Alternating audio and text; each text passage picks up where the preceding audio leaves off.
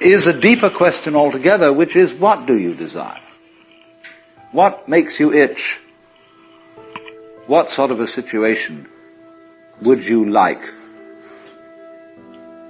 Let's suppose, I do this often in vocational guidance of students.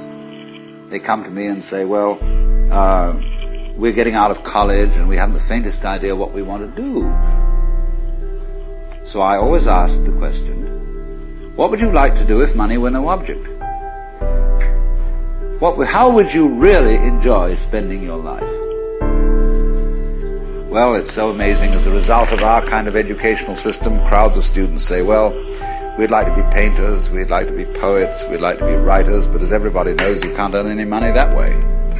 Or another person says, well, I'd like to live an out-of-doors life and ride horses. I say, do you want to teach in a riding school?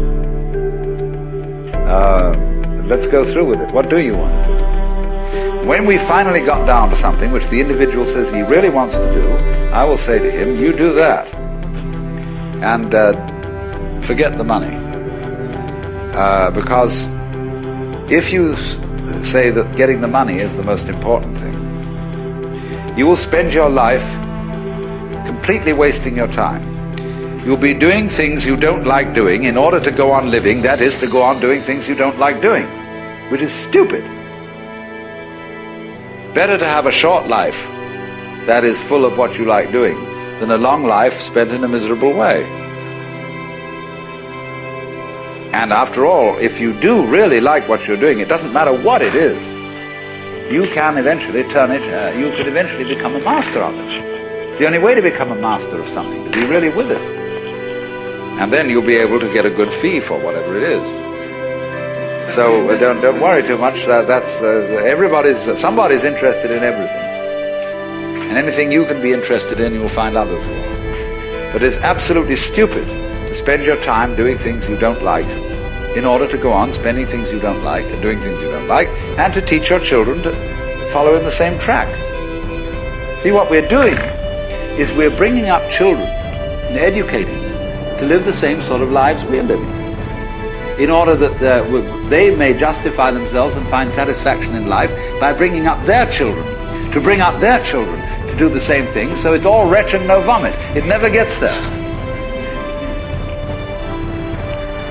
And so, therefore, it's so important to consider this question, what do I desire? Well, when we answer that question in a naive way, we figure out that we want to desire, what we want is to control everything.